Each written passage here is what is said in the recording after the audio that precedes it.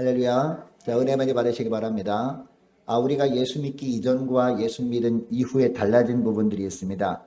여러분, 예수 믿기 이전에는요, 우리가 주님의 일거리들이죠, 일거리들. 우리를 주님께서 구원해 주셔야 되니까 주님의 일거리들이고요. 그리고 말꾼으로 살아가요. 그러나 예수님을 믿은 다음부터는 우리는 어떤 삶을 살게 됩니까? 예수님의 일꾼으로 살게 됩니다. 믿으십니까?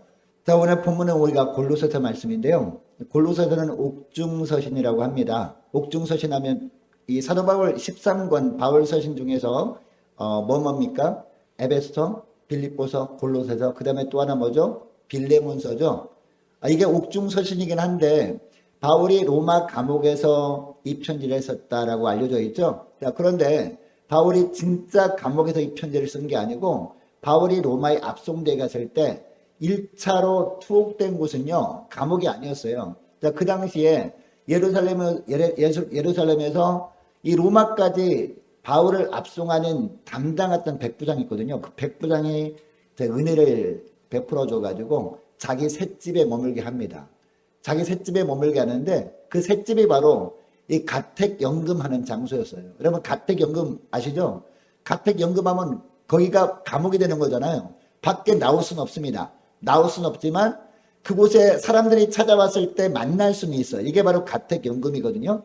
자, 그러니까 가택연금 하는 기간 동안에 쓴 편지가 뭐다? 바로 옥중서신이라는 거죠. 이 골로새서도 바로 그 당시에 쓴 겁니다.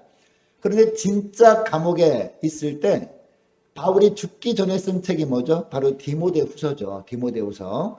디모데후서는 이 바울이 오늘날 로마에 가보면 바울이 참수터가 있습니다. 바울이 참수당해서 죽었잖아요. 순교당했잖아요. 이 참수를 당하기 전까지 갇혔던 감옥이 그 옆에 있는데 그 감옥, 일평남짓한 감옥에서 쓴 책이 뭐다? 바로 디모데후서인 거죠. 그래서 내가 전제와 같이 다 부어지고 나의 떠나갈 기약에 가까웠도다라고 아시죠?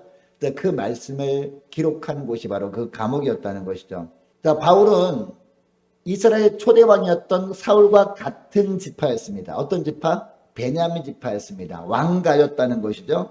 그리고 당대 최고의 석학인 가말리엘 문화에서 공부를 했던 그 당시에 굉장히 똑똑한 사람이었습니다. 오늘날로 말하면 어딜까요? 오늘날로 말하면 뭐 미국의 하버드대 출신, 그죠? 뭐 영국의 옥스퍼드 대학 출신, 뭐 이런 사람이겠죠. 자, 그리고 또한 당시 산헤드린 공회원이었습니다. 그 당시 산헤드린 공회원이면 어느 정도 나이가 있고 그리고 공부도 오래 한 사람이 돼야 되는데 그 당시 바울은요, 청년 신분으로서 결혼도 안 했는데 산헤드린 공회원이었다는 거죠. 그만큼 촉망받았던 청년이었다는 겁니다. 그리고 종교적인 열심으로는 어떤 자였어요? 바리새인 중에 바리새인이었습니다. 그 당시에 많은 바리새인이 있었는데요. 이 바리새인들 중에서 바리새인 중에 바리새인이다 라고 불림받은 사람 몇 사람 안 되는데 그 중에 한 명이 바로 누구다? 바로 바울이었다는 것이죠. 자, 그러니까 이런 바울의 배경은 그 당시에 유대인들 세계에서는요, 다들 부러워할 만한 것이었습니다. 야, 정말 좋겠다. 너무나 부럽다라고 할 만한 그런 배경 가운데 있었다는 것이죠. 그래서 사람들 앞에 자신이 이런 백그라운드라고 하죠. 자기의 배경을 자랑할 수도 있었습니다. 얼마든지. 그러나 바울은 어떻게 합니까? 절대 자랑하지 않죠. 사도 바울은 이런 것을 앞세우거나 그것을 기준으로 자신을 평가하지 않습니다. 빌립보서 3장 8절 말씀에 보면 어떤 말씀이 나옵니까? 자, 이런 것들을 심지어 배설물처럼 여겼다라고 말씀합니다. 그리스도를 아는 지식이 더 고상하기 때문에 이런 것들은 내가 배설물처럼 여겼다 이렇게 고백한단 말이죠. 여러분, 바울이 이렇게 변화될 수 있었던 이유가 뭘까요? 자, 23절 하반절 말씀에 그 답이 나오죠. 자, 바울이 이렇게 놀라운 변화를 삶 가운데 일으킬 수 있었던 이유는요, 자신은 복음의 일꾼이라는 사실을 알았기 때문이죠. 자, 23절 말씀을 우리 함께 다시 한번 읽도록 하겠습니다. 23절 말씀 시작. 만일 너희가 믿음에 거하고 터 위에 굳게 서서 너희 들은 바 복음의 소망에서 흔들리지 아니하면 그리하리라. 이 복음은 천하 만민에게 전파된 바요, 나 바울은 이 복음의 일꾼이 되었노라. 아멘. 여러분, 사도 바울이 자신을 뭐라고 소개하고 있다고요? 복음의 일꾼입니다 라고 소개하고 있습니다. 이렇게 된 이유가 뭘까요? 간증이 있는 사람이었기 때문이에요. 로마서 1장 16절, 17절 말씀을 우리가 찾아 읽어보면 바울이 어떤 고백을 하는지, 자, 로마서 가서 우리 찾아서 읽어보도록 하겠습니다. 로마서 1장 16절, 17절 말씀. 자, 로마서 1장 16절, 17절 말씀 우리 찾아서 같이 한번 읽어보겠습니다. 239페이지였죠? 239페이지 로마서 1장 16절, 17절 말씀. 자, 우리 같이 읽습니다. 내가부터 시작. 내가 복음을 부끄러워하지 아니하노니 이 복음은 모든 믿는 자에게 구원을 주시는 하나님의 능력이 됩니다. 먼저는 유대인에게요, 그리고 헬라인에게로다. 복음에는 하나님의 의가 나타나서 믿음으로 믿음에 이르게 하나니 기록된 바 오직 의인은 믿음으로 말미암아 살리라 함과 같으니라. 아멘. 여러분, 여기서 유대인은 누구를 말하는 거죠? 바울 자신을 말하는 거잖아요. 자신이 유대인 중에 유대인이었으니까. 그러니까 유대인이었던 바울 자신이 복음을 통해서 구원을 베푸시는 하나님의 능력을 직접 체험했다라는 겁니다. 간증이 있던 것이었죠. 자신을 변화시킬 정도로 복음의 능력이 대단한 거였습니다. 여러분, 바울이요, 변화되기가 굉장히 어려운 사람이었습니다. 왜냐하면 유대인 중에 유대인이었고 그만큼 율법에 대해서 해박한 지식을 갖고 있었던 사람이었거든요. 그리고 모든 사람들이 다 자신을 바라보았잖아요. 모든 유대인들이. 자, 이처럼 이런 자신도 변화시킬 정도로 복음의 능력이 정말 대단한 것이기 때문에 헬라인들도 이 복음을 경험했으면 좋겠다라고 이야기하는 겁니다. 자, 이처럼 복음을 통해서 바울은요, 하나님의 구원을 경험적으로 알았던 사람이었습니다. 자, 그래서 자신을 복음의 일꾼으로 소개하고 있는 것이죠. 여러분, 바울이 하나님의 구원을 경험하기 전에는 어떤 삶을 살았을까요? 복음은 하찮은 것으로 여겼습니다. 그러나 복음을 통해서 하나님의 구원을 체험하고 나니까 어떻게 되었느냐? 세상이 그 어떤 것보다도 복음이 위대한 것이구나 라고 하는 것을 알게 됩니다. 여러분, 우리가 다 알다시피 바울이 언제 주님을 만납니까? 다메섹 도상에서 주님을 만나잖아요. 다메섹으로 왜 갔습니까? 거기에 예수 믿는 사람이 있었으니까. 그래서 바울이 예수 믿기 전에는 어떤 것을 하나님이 기뻐하신다고 여겼을까요? 예수 믿는 사람을 어떻게 하든지 한 사람에 더 잡아다가 이제 공회에 넘기는 것을 하나님이 기쁨으로 여기신다라고 여겼습니다. 왜냐하면 율법을 반대하는 사람으로 여겼으니까. 자, 그런데 이처럼 다메섹으로 가다가 길에서 누구를 만납니까? 바울이요. 부활의 주님을 만나잖아요. 부활의 주님을 만납니다. 만나는 순간 바울이 어떻게 됩니까? 눈이 멀어요, 눈이. 그죠? 빛 대신 예수님께서 빛을 딱 비치시니까 눈이 멀어버린단 말이에요. 여러분, 눈을 멀게 한 이유가 뭔지 아십니까? 그동안 영적인 눈이 가려져 있었기 때문에 이 구약 성경 율법을 통해서 예수 그리스도를 보지 못한 것이다 라는 것을 깨닫게 한 거죠. 그것과 동시에 성령께서요, 이 다메섹에 살고 있는 아나니아에게 말씀하시잖아요. 이제 바울이라는 청년이 너를 찾아올 텐데 이 바울에게 손을 얹어서 안수기도 해주라 라고 말씀하시잖아요. 여러분, 이때 아나니아가 바울을 알고 있었을까 몰랐을까요? 알고 있었습니다. 이 바울이라는 자가 유대인 중에서 유명한 청년인데 다메섹 도상을 거쳐서 다메섹으로 예수 믿는 사람을 붙잡으러 온다라는 소문이 쫙 퍼졌을 거 아닙니까? 근데 바울이 오면 안수해라 라는 말씀이 들린 거예요. 깜짝 놀라지 않았겠습니까? 그럼에도 불구하고 이 아나니아가 순종하죠. 근데 때가 되면 바울이 찾아온 거죠. 눈이 멀어가지고 막 갈 길을 몰라 헤매고 있었는데 가다 보니까 하나님께서 이 아나니아 집으로 인도한 거죠. 이 아나니아가 안수했을 때 어떻게 됩니까? 바울의 눈에서 비늘이 쫙 벗겨지죠. 안수 딱 했을 때. 또 무슨 얘기예요? 주님을 만나니까 영적인 눈에서 비늘이 벗겨짐으로 말미암아 눈을 뜨게 된 거죠. 영적인 눈을 뜨게 되니까 그동안 내가 알고 있었던 구약 성경 말씀에서 메시아에 대해서 예언되었던 구절들이 많이 있지 않았겠습니까? 이 말씀을 달달 암송하고 있었겠죠. 그 메시아에 대한 예언의 말씀도 다 알고 있었습니다. 그런데 그 메시아가 누구라는 것을 알게 되었다? 예수님이라는 것을 알게 된 거죠. 비늘이 벗겨지니까. 바로 그 말씀을 한 거죠.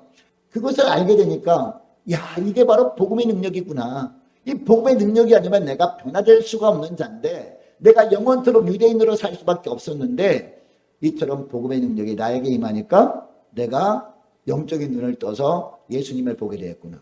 너무 기쁜 거예요. 그래서 이 복음을 어떻게 됐을까요? 복음을 막 자랑하며 다니는 거예요. 근데 오늘 본문에 보니까 복음의 내용이 쫙 나오잖아요. 오늘 내용 쭉 읽어보면요, 많이 들었던 내용들이에요. 로마에서도 나오고 사도행전에 나오고 계속 반복되는 말씀이란 말이에요. 그러니까 사도 바울이 어떻게 된 거예요?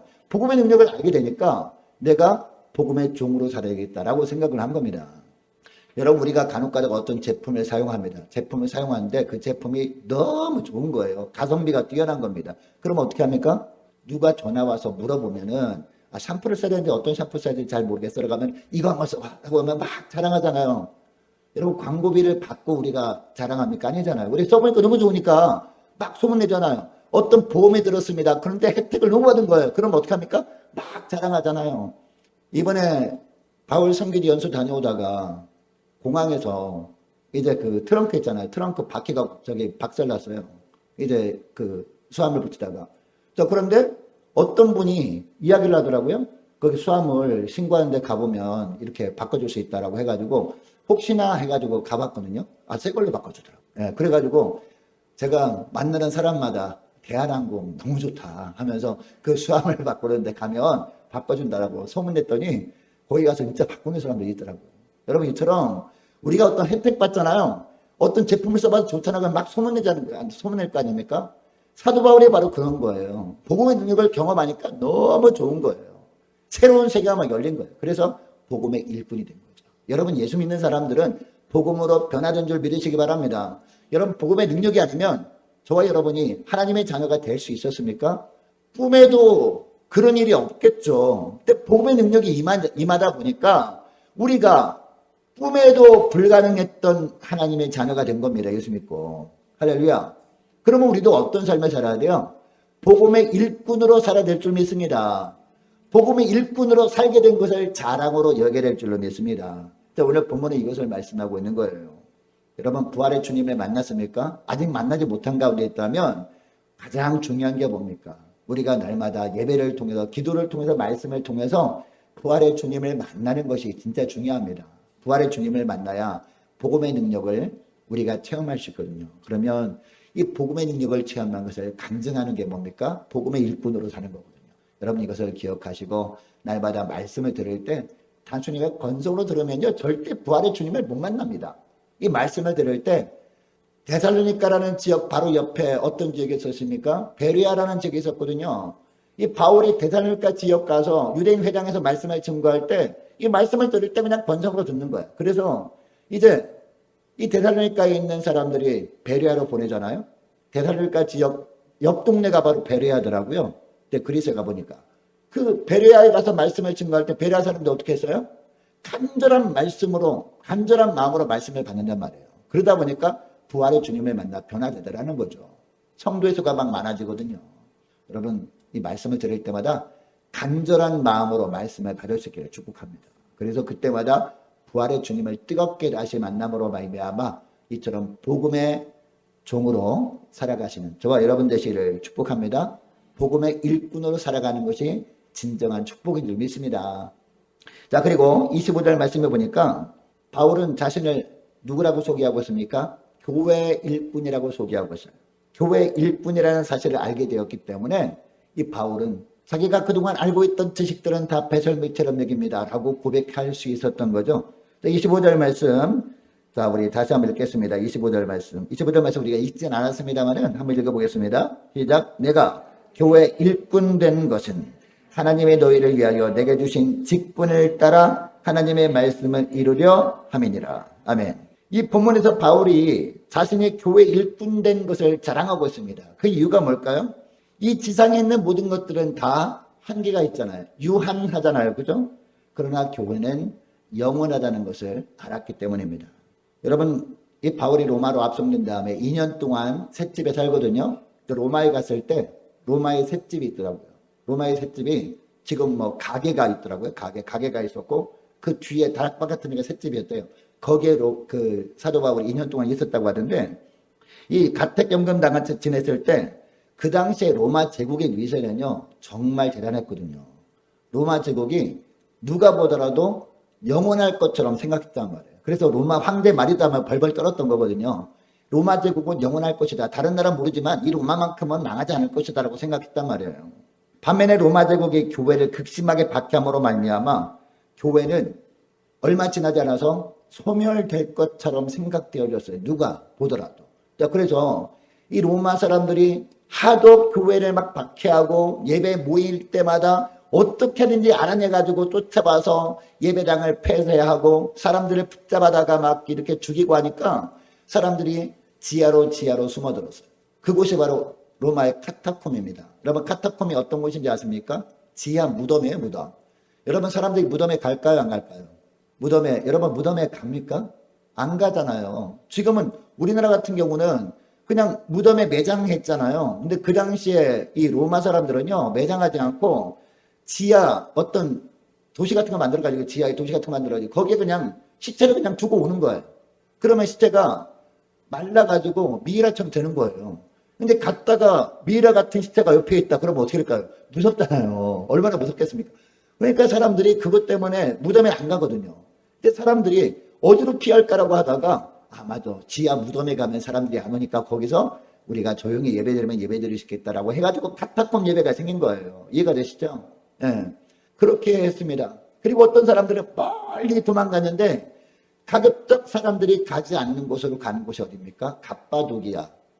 돌들만 가득 있는 그곳에 가서 거기 사암이라고 하죠. 모래가 이렇게 응축돼가지고 만들어진 그 돌들 아닙니까? 그래서 돌멩이로 이렇게 찌으면 이렇게 집도 지을 수 있단 말이에요. 그래서 거기에 지하 도시를 만들어 살았던 거 아니겠습니까? 그렇게 살았던 거죠. 자, 그런데 세월이 흐르다 보니까 어떻게 됐습니까? 하나님의 때가 이르니까 한 300년 넘도록 그렇게 교회를 없애려고 했잖아요. 근데 교회가 없어졌나요? 이제 마지막에 313년에 이제 로마가 국교화가 되잖아요. 그래서 딱 뚜껑을 열어보니까 여러분, 교인들이 줄어들었을까요? 많아졌을까요? 더 많아졌어요. 네. 교회 당은 찾아볼 수 없는데 교인들은 더 많아졌어요. 나중에 보니까요. 아니, 황제 어머니가 교회를 다니고 있더라고요.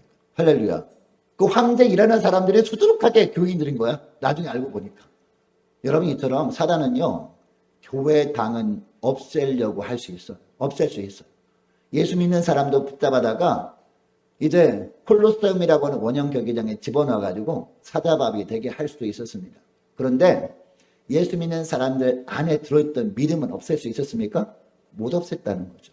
교회의 당은 없앨 수 있었지만 예수 믿는 사람들의 모임인 교회는 없앨 수가 없었다라는 것을, 이것을 누가 알게 된 거예요? 바울이 알게 된 거예요. 바울이 이미 알게 된 겁니다. 그래서 자신이 교회 일꾼이 된 것을 자랑으로 여긴 겁니다. 여러분, 오늘날도 마찬가지입니다. 여러분, 오늘날 예수 믿는 것이 얼마나 힘듭니까? 그죠? 그리고 교회에 대한 세상의 공격이 너무나 거셉니다. 그죠? 그래서 세상을 통해서 교회의 당은 고통받을 수 있어요. 무너질 수 있습니다. 없어질 수 있어요. 그러나 교회는 없어집니까? 교회는 없어지지 않는다는 거죠. 바울 선기 연수를 하면서 보니까 다들 교회 터밖에 안 남았더라고요. 자, 오늘 우리가 골로새서 말씀을 듣는데 골로새 교회 터도 가봤어요.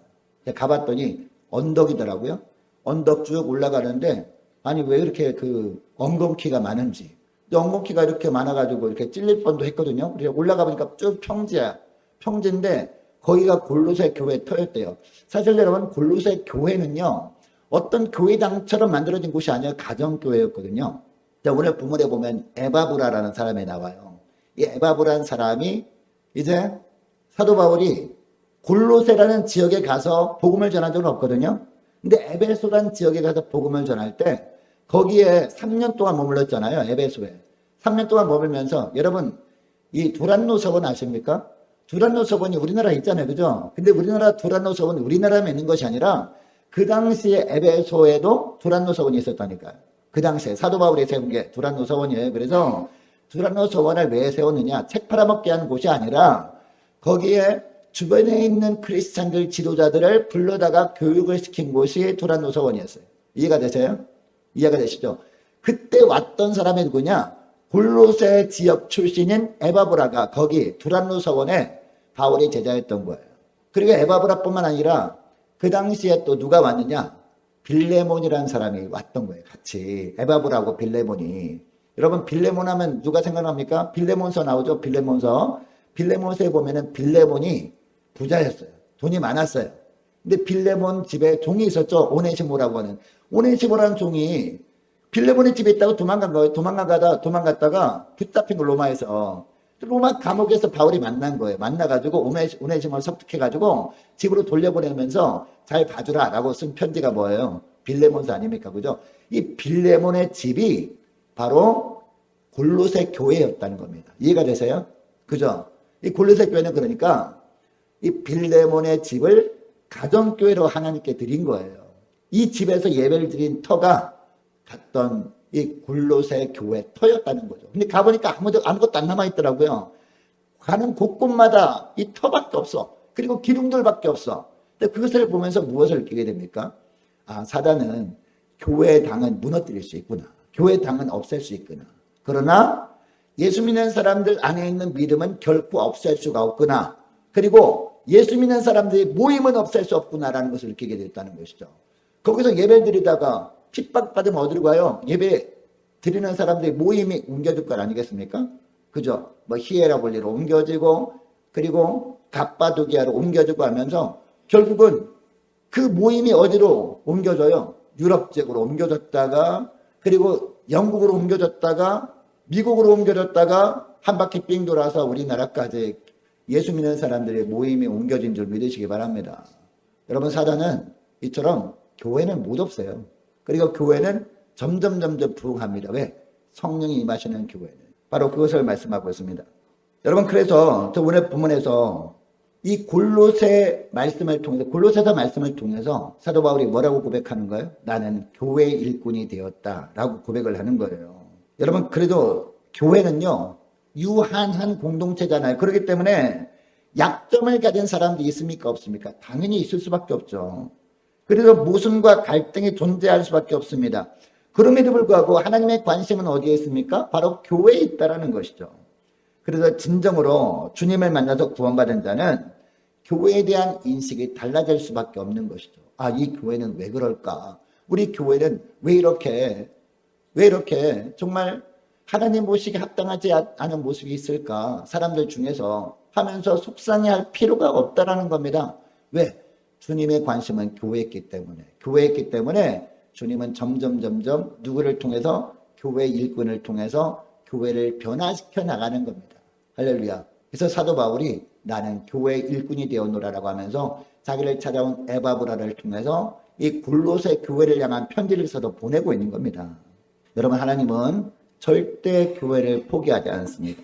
예수 그리스도의 피값으로 사신 교회이기 때문에 주님은 결코 교회를 포기하는 법이 없습니다. 그리고 하나님은요, 하나님이 소원과 뜻을 어디에 두시고 이루실까요? 그 뜻을 이루실까요? 교회에다 두고 이루시는 거예요. 그러면 교회 일꾼 되었다는 것은 무슨 뜻이냐? 24절 말씀 보시기 바랍니다. 24절 말씀 보니까 나는 이제 너희를 위하여 받는 괴로움을 기뻐하고 그 다음에 뭐라고 해요? 그리스도의 남은 고난을 그의 몸된 교회를 위해서 내 육체에 채우노라 라고 하고 있습니다. 교회를 위해서 수고를 다했다라는 의미죠. 여기서 말하는 교회 일꾼은요, 목회자나 직분자들만 말하는 것이 아닙니다. 구원받은 사람이라면 모든 사람들이 뭐가 돼야 돼? 교회 일꾼이 되어야 된다라는 것이죠. 구원받은 우리 모두가 복음의 일꾼인 동시에 교회 일꾼임을 잊지 말아라 라고 말씀하고 있습니다. 여러분, 이것을 기억하시고 정말 구원받아 주님을 섬기는 주의 백성이라면 무엇보다 교회 일꾼으로 하나님께서 태우셨다는 사실을 기쁨으로 받아들이는 저와 여러분 되시기를 축복합니다. 자, 그리고 세 번째 1절 말씀 보니까요, 사도 바울은 자신을 뭐라고 소개합니까? 그리스도의 일꾼이라고 소개하고 있습니다. 자, 1절 말씀 보시기 바랍니다. 하나님의 뜻으로 말미암아 그리스도 예수의 사도된 바울과 형제 디모데는 이라고 하고 있습니다. 자, 그리고 7절 말씀도 보세요. 7절 말씀, 자, 우리 함께 읽습니다. 시작. 이와 같이 우리와 함께 종된 사랑하는 에바브라에게 너희가 배웠나니 그는 너희를 위한 그리스도의 신실한 일꾼이요 성령 안에서 너희 사랑을 우리에게 알린 자니라. 아멘. 여기 에바브라가 나오잖아요. 에바브라가 누구라고요? 골로새 출신 지도자, 골로새 교회가 어느 집안을 가정교회를 삼은 교회였다고요? 빌레몬 가정에 이제 가정교회가 세워진 게 골로새 교회였잖아요. 근데 골로새 교회에 문제가 생긴 거예요. 이제 교회가 진리가 순결한 진리가 돼야 되잖아요. 근데 진리를 굉장히 이상한 쪽으로 몰고 가는 사람들이 생긴 거예요. 골로새 교회 안에. 그래서 이 교회를 지키기 위해서 에바브라가 급하게 바울에게 온 거예요. 로마에 있는 감옥에 로마 감옥에 있는 바울에게 온 거예요. 바로 그 이야기를 하는 겁니다. 우리와 함께 종된 사랑하는 에바브라에게 너에게 배웠나니, 에바브라가 바로 골로새 교회 지도자였다는 거죠. 그는 너희를 위한 그리스도의 신실한 일꾼이요 라고 하고 있습니다. 자, 에바브라 디도를 말하는 건데요, 이 에바브라는 바울의 신실한 동역자였습니다. 에베소에 있을 때 두란노 서원에서 바울에게 이제 말씀을 배운 그런 바울의 동역자였다는 것이죠. 여러분이 에바브라는 이 교회의 지도자였던 겁니다. 그리고 골로새 교회에 기독교 교리로 말미암아 문제가 생긴 겁니다. 문제가 생겼을 때 이 에바브라가 이 로마에 일부러 올 필요가 없을 수도 있었습니다. 왜냐하면 인간적으로 보면 굳이 로마까지 가가지고 이렇게 자기가 어떻게 보면 좀 시끄럽게 될 것 아니겠습니까? 가가지고 또 바울에게 이야기를 듣고 와가지고 또 이러쿵저러쿵 이야기하면 이처럼 왜 꼭 교회에서 이런 진리만 가르쳐야 되느냐? 내가 볼 땐 이 말씀의 뜻이 이럴 수도 있는데 이렇게 가르칠 수 있는 것 아니냐라고 했을 때, 그게 아니다라고 하면은 분란을 일으키는 것처럼 느껴질 수 있잖아요. 그래서 인간적으로 보면 내가 참아버리지 뭐라고 할 수도 있거든요. 근데 에바브라는 그러지 않았단 말이에요. 에바브라가 이건 아니지라고 하면서 자기가 두란노 서원에서 바울에게 말씀을 배울 때는 그게 아닌 거예요. 그래서 그 말씀이 맞는지 안 맞는지 가서 확인할 필요가 있어서 로마까지 가서 말씀을 이렇게 듣고 온 겁니다. 듣고 온 것이 바로 1장부터 좀 마지막 장까지 나온 내용이라는 것이죠. 이렇게 했던 이유가 뭘까요? 이 바울은 자신이 그리스도의 일꾼으로 인식하고 있었기 때문입니다. 그리고 에바브라도 그런 인식이 있었기 때문에 이처럼 일부러 바울을 찾아간 겁니다. 교회를 지키기 위해서. 교회의 몸은 뭐기 때문에? 교회의 몸은 바로 그리스도이기 때문에. 여러분, 교회의 머리는 그리스도 예수십니다. 믿으십니까? 그래서 우리는 교회를 지켜야 되는 거예요. 교회를 지킬 때 뭘 지켜야 되는 겁니까? 교회가 사라지지 않게 지키는 것도 중요하지만 더 중요한 게 뭐예요? 교회의 진리가 훼손되지 않도록 지키는 게 중요하다는 겁니다. 할렐루야. 그래서 우리 교회 문 밖에 보면 뭐 적혀 있어요? 신천지 출입금지라고 적혀 있는 거예요. 신천지가 이 교회 좀 오면 안 됩니까? 인간적으로 보면? 인간적으로 보면 나와서 좀 앉아있으면 한 살도 늘어나고 좋을 것처럼 보이잖아요. 근데 신천지 출입금지하는 이유가 뭐예요? 교회의 진리를 지키기 위해서. 왜요?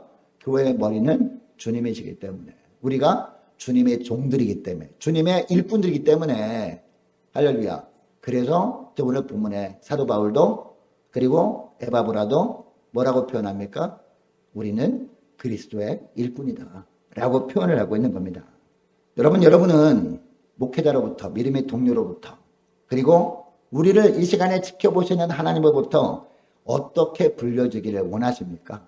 무엇보다도 그리스도의 일꾼으로 불려지기를 소망하는 저와 여러분 되시기를 축복합니다. 교회 안에서 복음의 진리가 훼손되어지려고 할 때 그렇게 볼 수도 있는 것이지만 대충 넘어가면 됩니까? 안 됩니까? 안 되는 겁니다. 그러면은 예수 믿는 게 아니에요. 그거는 예수 믿기 이전에 나 중심적으로 살았을 때는 그럴 수 있어요. 그러나 우리가 주님을 만남으로 말미암아 우리가 변화가 된다면 이제는 그리스도 일꾼이 됐단 말이에요.